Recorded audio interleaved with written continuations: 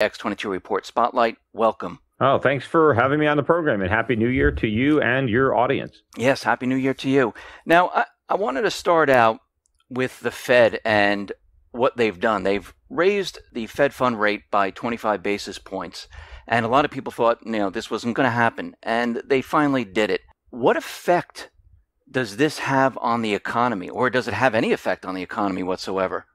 Well, I think the effect is actually minimal. I think the air was already coming out of the Fed's bubble, whether they raised rates or not. And I think the data clearly shows that the U.S. is re-entering recession. I think the Fed ignored that data and raised rates anyway in the waning weeks of 2015, just to kind of prove that they could, or to try to convince the markets that the economy was strong enough to withstand the rate hike. Even though it clearly isn't. And so I think that we are headed into recession, and I think the Fed is going to be reversing that rate hike relatively soon. They will be trying to blow more air into the deflating bubble in the form of 0% rates, maybe even negative rates. I think they're getting ready to do QE4, which I believe will be bigger than QE 1, 2, and 3. Of course, it won't work. It will be just as ineffective as the prior rounds. But I think the markets will ultimately figure out the game the Fed is playing, and that's when the music's going to stop.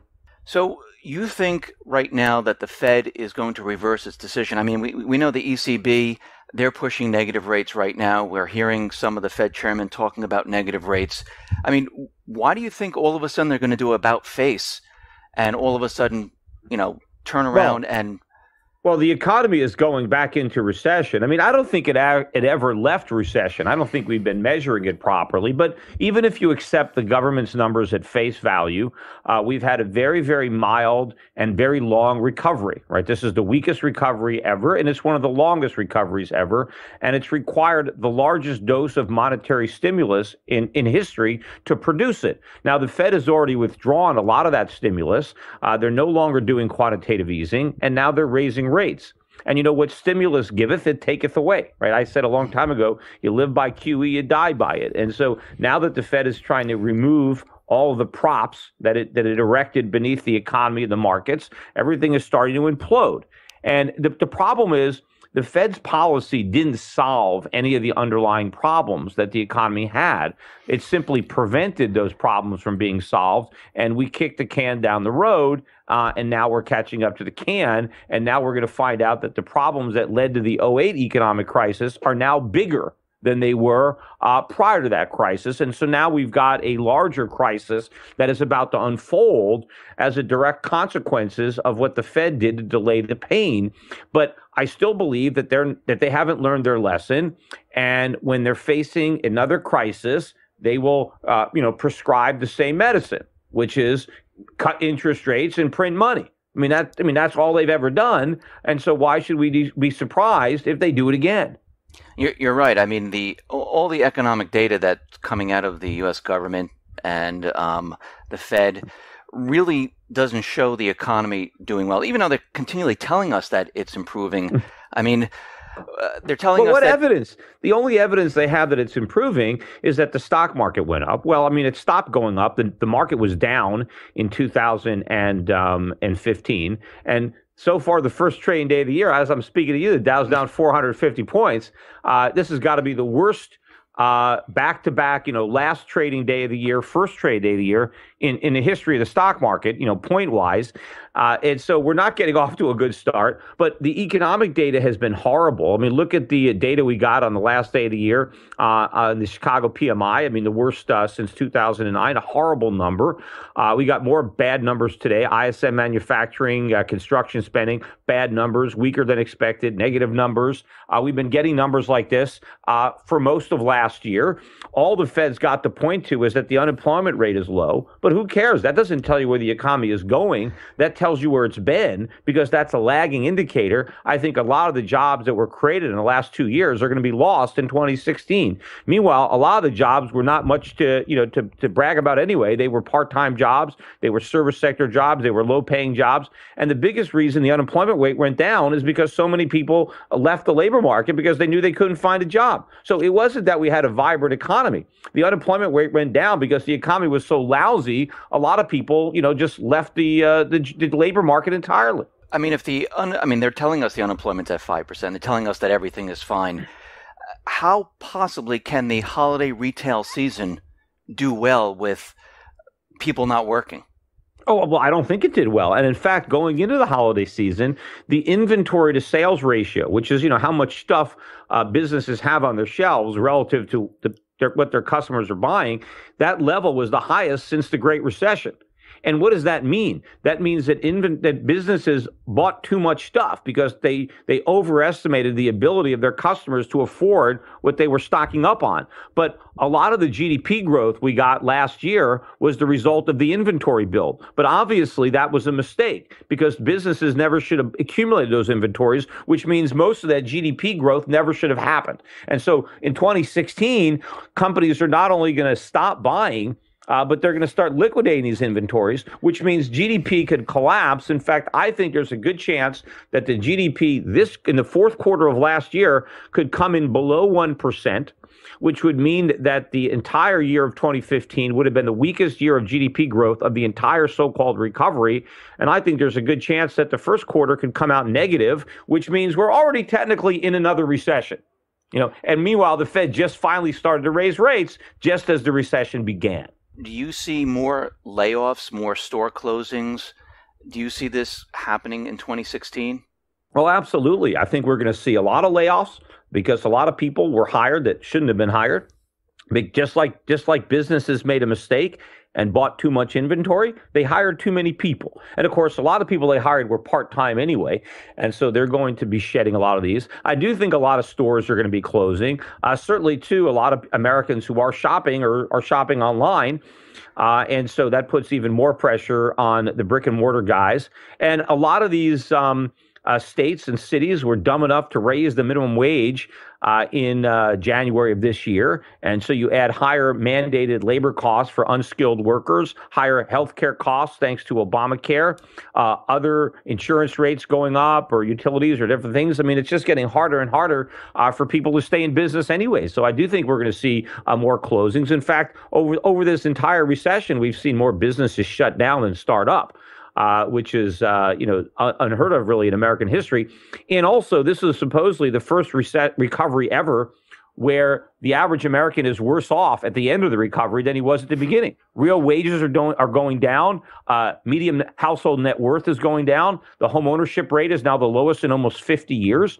I mean, if you thought this recovery was bad, wait till you get a load of the next recession. The corporate media and the U.S. government, they keep putting out statistics about housing, how well it's doing, how new construction is up, and they tell us pending home sales have increased. This is all part of a housing recovery. But in the meantime, we see corporations laying off those people in the mortgage departments, and most of the sales are not coming from the everyday American. No, the housing market is a disaster thanks to the government. Prices are too high. The government is not letting housing prices come down, so nobody can afford to buy. That's why all the houses are owned by hedge funds and private equity guys. That's why home ownership, I just mentioned, is at the lowest level in 50 years. People are renting. They're not buying. Why do you think so many young people, even in their 30s now, are still living in their parents' basements? Because they can't afford a house of their own. They can't afford to buy and they can't afford to rent, because they can't get a job. So the housing market is on life support. Imagine where it would be if interest rates weren't as low as they are. If you couldn't get a 30-year fixed rate mortgage for 4% with a 3.5% down payment. I mean, this is all thanks to the government. If Americans had to put down 20% to buy a house, I mean, could anybody afford to buy one? No. And in fact, most of the people who are buying houses today, you look at it's all cash because these are the hedge funds that are buying, or they're foreigners. They're the Chinese that are buying our houses because Americans don't have the money to buy houses. They barely have enough money to rent. Do you see the same type of bubbles occurring now than what happened in 2008, prior to 2008? Well, just bigger. Because the more air you blow into the bubble, the bigger it gets. And of course, the bigger the bubble, the worse it is when it pops. So what we've got now, thanks to the Fed, is a bigger bubble than the NASDAQ bubble of the 1990s or the real estate bubble of the 2000s. This is bigger than both of those bubbles combined. And, the Fed never learns its lesson. It interferes in the market. It manipulates interest rates artificially low. It distorts decision making and investments and savings and causes all kinds of rampant speculation and misallocations of resources. And when it all blows up, and we have to deal with the consequence, instead of accepting responsibility, they blame free markets and they just do more of the same. And so this is where we are right now, on the verge of the worst economic crisis yet, because the monetary policies under Bernanke and now Yellen were far more reckless and irresponsible than anything conjured up by the maestro Alan Greenspan. I wanted to ask you about gold and silver. We see gold and silver continually declining in price, and a lot of people thought that gold and silver was going to, skyrocket, and it's actually going the opposite way. Why do you think this is happening? Well, first of all, you have to put everything in perspective, right? When gold started this bull market in 1999, it was below $300 an ounce. So by the time it peaked out in 2011, 2012, around then at about 1900, right, we had a spectacular rise. We've now had a 3-year correction, 4-year correction, wherever it started from. And so now gold is, 1080, 1070, 1080, around there. And people just look at the last few years and think, oh, you see it, gold didn't skyrocket like everybody thought. Well, very few people, when gold was below 300, thought that it would be above 1,000, even in their lifetimes. Yet here we are. And I think that the reason gold has had this correction, this pullback, is because everybody has been so optimistic over the last few years about the success of the Fed's programs. Everybody believes that they've nursed the economy back to health and that everything is going to be great. When they realize they haven't nursed it back to health, they just gave it more poison, and it's about, to die from that.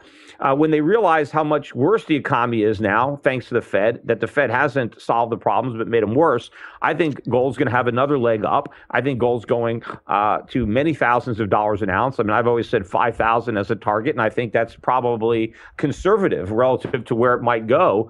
But yeah, I was surprised by the degree to which it had a pullback. But, there's an old expression about gift horses. And I think rather than complaining about the fact that gold has gone down, people should be embracing the opportunity to buy more.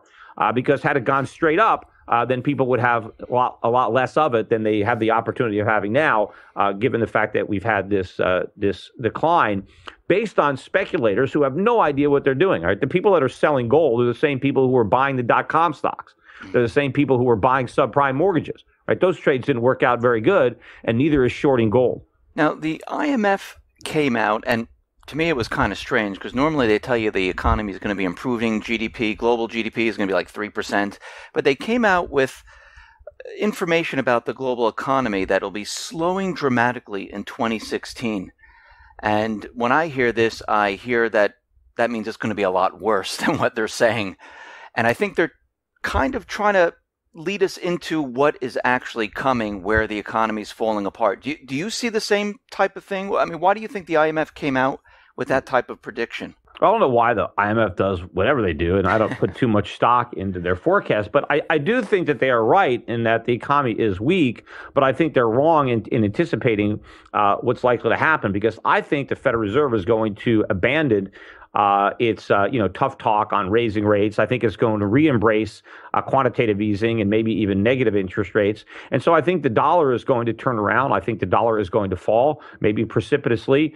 And as a result, global GDP is going to be much stronger, certainly measured in dollars, than what people currently perceive. And in fact, what is really undermining a lot of the global economies is the fear of higher interest rates in the U.S. and a stronger dollar, and how that's going to impact their terms of trade, how that's going to impact their carry costs on their dollar-denominated debt, how that impacts commodity prices for some of these exporters. And so I think when you get the relief of a weaker dollar, that is going to help out a lot of other economies. It's not going to be positive for America. It's going to be painful for Americans, but it's going to be positive for a lot of other countries. And by the way, everybody's talking about the Chinese currency going down, but that's because they're, allowing markets to function. And once the U.S. dollar turns, it's a two-way street. Once the dollar starts to go back down, the Chinese currency is going way up. And the last time the dollar tanked, the Chinese currency did not go up because it was tied to the dollar. But I think they're not going to make that mistake again. And the next time the dollar goes down, it's going down for the count, because we're not going to have China to prop us up. Back, I think it was like 2011 or so, you said that, there could be riots in the streets. We were we were coming out of that Great Recession of, well, not really coming out of it, but we were in that Great Recession of 2008. Do you think this time, when this whole system starts to fall apart, do you think it's going to be equal to 2008? Do you think it's going to be worse than 2008? Do you think people are going to be shocked from what is coming? Well, I think it depends on, your perspective and where you are in the world and how you're invested. But I do think for the United States in general, it'll be much worse than 2008, because in 2008, the pain was, mitigated by all the bailouts and all the stimulus, right? But the consequence of that was the problems got worse, not better.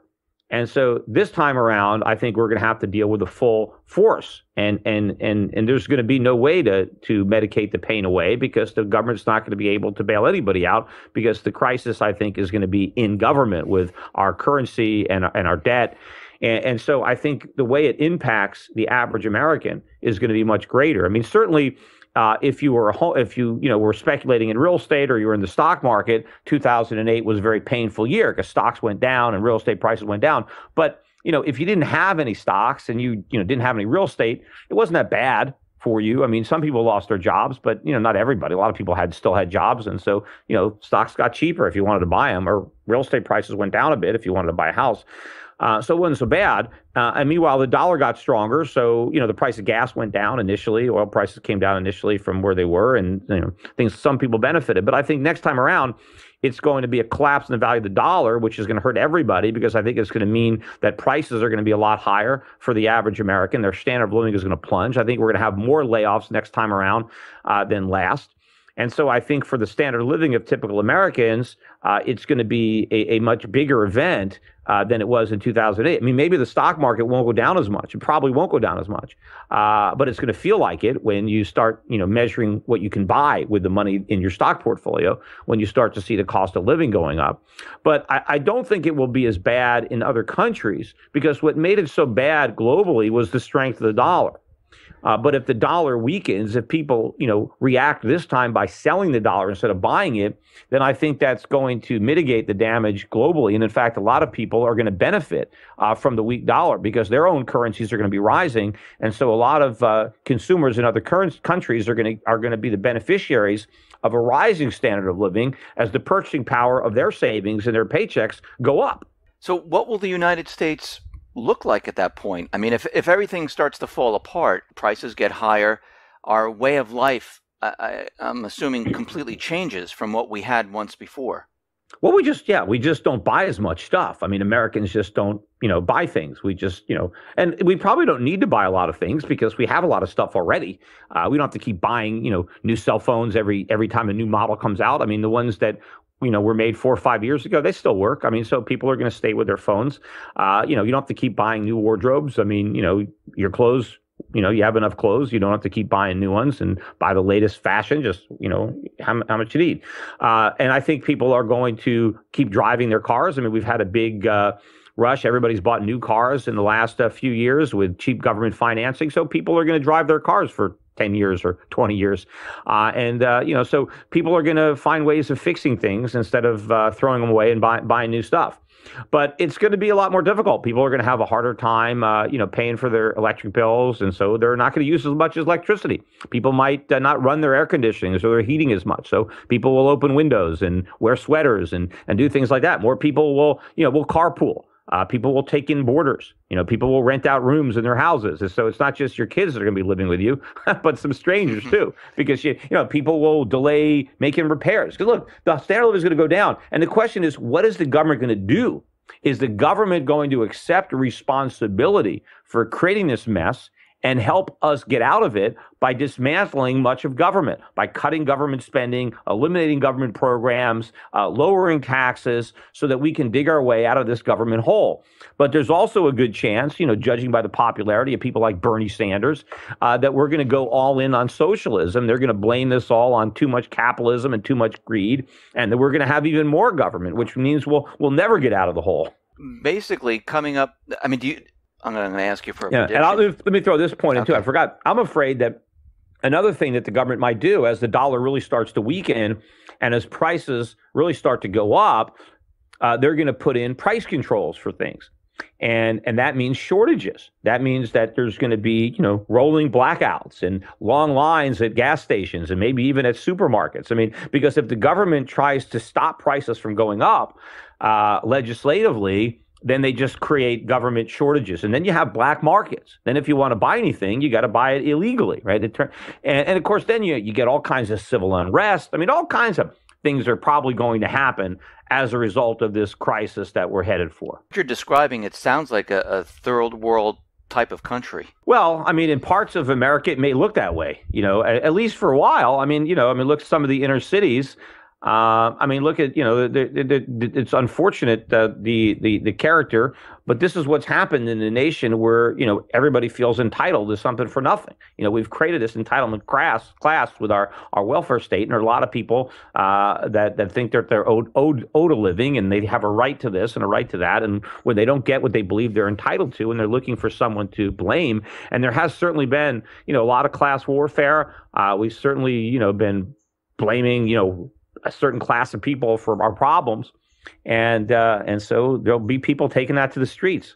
For my last question, I mean, when do you think all of this will start to occur? I mean, do you think it will be this year?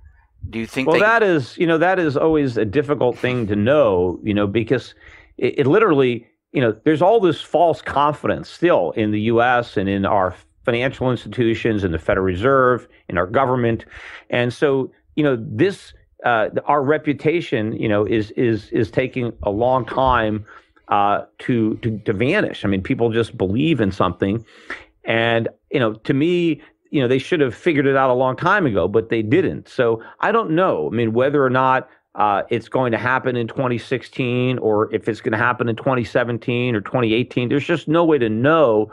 But I do know that we're a lot closer now than ever before. All of the things that I believe will ultimately cause this, they're all happening. I mean, I'm not surprised by the things that are happening in the economy and the lack of effectiveness of Fed policy to generate legitimate economic growth. I mean, this is all a part of my big picture forecast. But things are certainly aligning to lead you to believe that that day of reckoning is coming soon. Because, I mean, once the Fed has to reverse course on monetary policy, I think a lot of credibility will be shattered. And I think people will begin to wake up. And of course, if the Fed doesn't, if they try to keep raising rates, well, it's just going to make it worse until they eventually, reverse course. Peter Schiff, thank you for being on the X22 Report Spotlight. I really appreciate it. How can people get in touch with you? Yeah, I mean, certainly, of course, you mentioned at the beginning of the interview, I have a couple of companies, my brokerage firm and asset management company, Euro Pacific Capital. I would urge anybody who's in the stock markets and bond markets to contact my company so that we can look at ways to diversify or basically reallocate your assets from the domestic to select international markets, countries like Singapore, New Zealand, Switzerland, places that I think are in much better shape economically, currencies that I think will gain a lot of ground as the dollar falls, and we can help you get into these markets in ways that other firms can't. So the website there is europac.com, EUROPAC.com. Also, for physical precious metals, if you don't have gold or silver in your possession, you should have some. I sell it for delivery at schiffgold.com.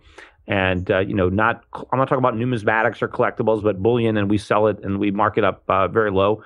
So that's how people can work with me. Of course, a lot of content. I put out information on my YouTube channel, The Schiff Report, schiffradio.com. I do a podcast. I'll probably be doing one later today, probably several this week. That replaced the Peter Schiff Show, which I used to do a daily radio show, 2 hours a day, and just didn't have time to continue that. So now I do the podcast. And, I put out a lot of information that I write on my website at europac.com. You can read my articles and commentaries there, also those on Schiff Radio. And again, my most recent book, The Real Crash, America's Coming Bankruptcy, How to Save Yourself and Your Country. I updated it a couple of years ago. Originally came out in 2012, I think, and updated in 2014. I think it's more timely now than ever. So if you haven't read that book, you should pick up a copy. Peter, thank you for being on the Spotlight. Hey.